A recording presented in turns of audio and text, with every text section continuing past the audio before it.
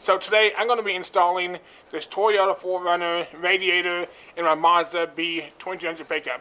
I'm also going to be converting it over from the belt drive fan to electric fans. Now the reason why I'm putting a Toyota radiator in my Mazda pickup is because the aftermarket 3-core aluminum radiator for the Mazda B2200 is around $300. And I can get this Toyota 4Runner radiator for $200, and that comes with the fan shroud, the electric fan, and the radiator cap. A lot of these radiators you come across, they don't even come with the cap. It's like an extra 15 bucks, but this here is a complete unit.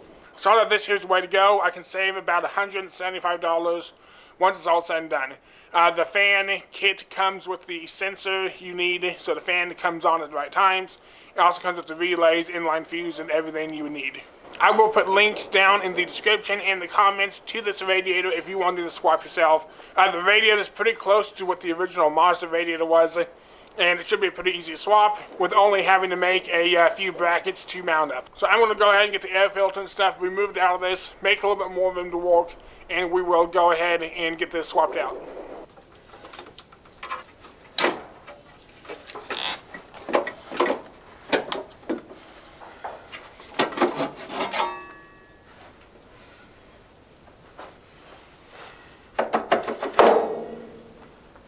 So I'm going to go ahead and just take this fan shroud loose.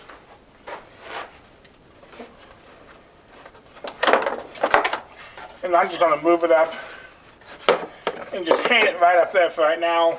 It's not going to want to come off due to the fan stuff on here, and the fan is about impossible to take off with the fan shroud.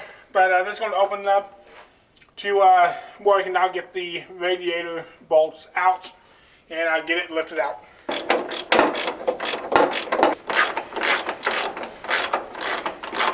And then once those bolts are out, you got 2 more bolts here on the other side.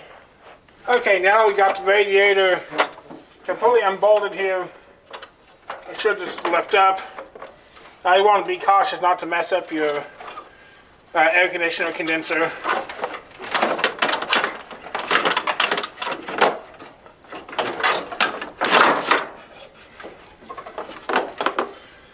Please don't have to worry too much about the radiator itself.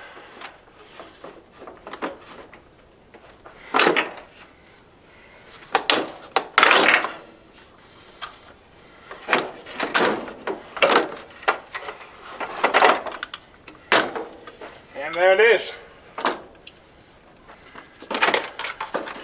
Should be able to get the fan shroud out now.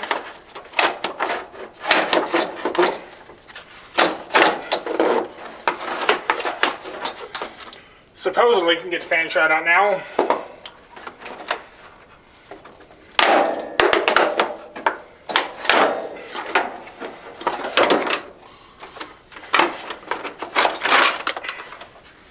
And a little worse for wear, but it is out. So now with the actual radiator and fan shroud moved up out of the way, I can now remove the fan with just a handful of bolts in the back side. And I'm also going to go ahead and remove this thermostat housing, because that is where we are going to install our temp sensor for the fan. So I went ahead and got the thermostat unbolted here. I'm going to pull it out of here.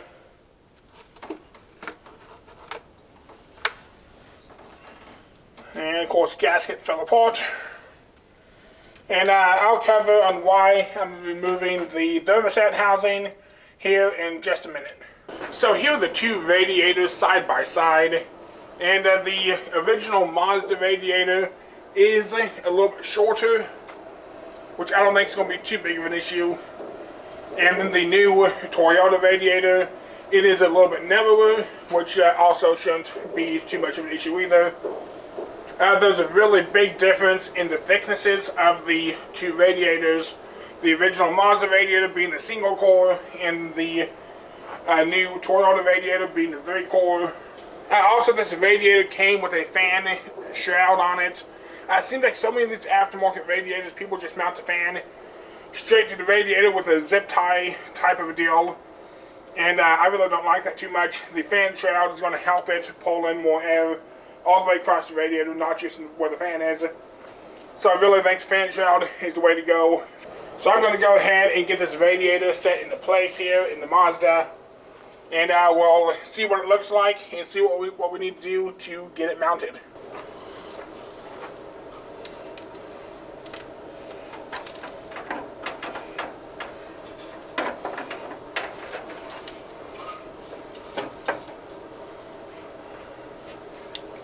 Okay, the radiator really fits in here pretty decent. It needs to be raised up some. And it's going to set a little bit more to the one side, looks like, because it's actually really close to hitting the fan on the old fan mount on this pulley here. And it's looking like I might have to rotate this fan 180 degrees so my wire comes out this direction and not this direction here. It can go this way, but then my wire's going to be bent around backward. So they can be just easy to flip my fan around and then have my wiring go in the right direction. I also have these studs on this pulley here that stick out. This is where the old fan mounted, obviously. And I actually might cut these studs off here, and it's going to give me close to a ½ inch more room. And hopefully I do not run my fan into the pulley mount, because that will tear everything up and will not be good. So I'm going to go ahead and get those studs cut off that pulley and then see exactly what we need to do to get this mounted.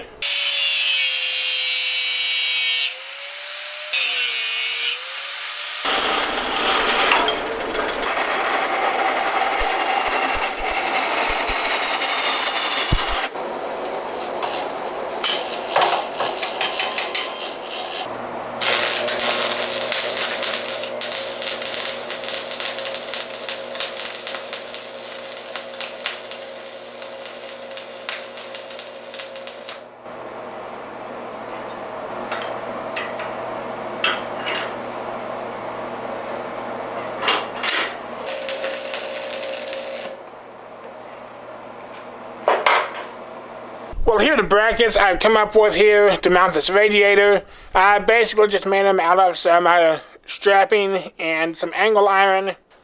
There's really not a whole lot to them. This here's a bracket that's going to go on this side here, and these brackets here go on the other side. So I'm going to go ahead and get this bolted up to the radiator so you can see exactly how they mount. And I'll go ahead and get the radiator set into place, and then I believe we can go ahead and get our fan wired up and we should be done. Now the bolts I'm actually using are a carriage bolt, and the square head of them fit really well here into the slots of the radiator. I didn't really plan for that, but it really worked out pretty well.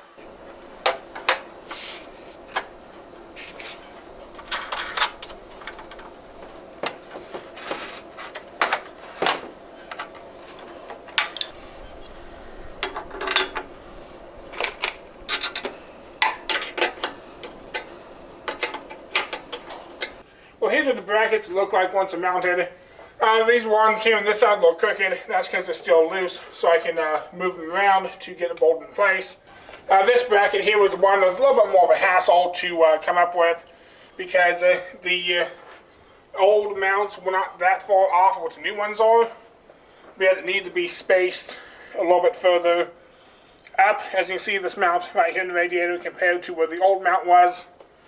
And then same with down here. Here's the new mount bolt, and that's what the old mount was.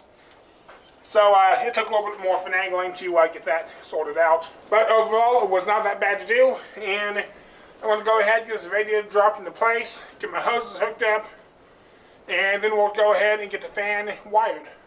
Well, I said earlier that I removed this thermostat housing here for a reason. Since I'm installing an electric fan, I have to install this sensor right here. Now this is basically an on-off switch. When it heats up, this will kick the fan on, and then when the engine cools down, it will turn the fan off. And now this way your fan will not be running all the time. This sensor came with my radiator and fan assembly, along with the relay, inline fuse, and all the wiring that I need. Well, the big question is where to install this sensor at. Now on this thermostat housing, there's a spot here next to this other sensor. So we went ahead and got this drilled out and got it tapped to 3/8 pipe thread So now the sensor just screws right in. So I think this is really going to work out well, and it really is the best place, I think, to install this. You can also install them in line with the radiator hose or something like that, but this here really is a nice, clean way to do it. So now that everything is installed, I'm going to go over the wiring here real fast. It's already wired, and I didn't film any of the wiring, but it's really pretty straightforward and easy to do. Right back in the thermostat housing, you can't hardly see it. We have our temperature sensor right back here, and the negative off of the fan runs to the temperature sensor, and then so that's going to turn the fan off and on when the engine heats up. And now this whole kit did come with the regulator, which is right here, and then off the regulator you have an inline fuse that came with it, and that runs straight to the positive of your battery. Also off the regulator we have a wire that runs up here to the key switch, so when you turn the engine off, the fan is going to shut off, so it's not going to keep running. And then the other wire here on the regulator, it just runs right back over here to your fan, if my camera will focus. And the only complaint I have is this kit did not come with the other side of the plug. It had this one side here, but no other side to plug into, which is kind of weird. So we just used your blade connectors and got it plugged up.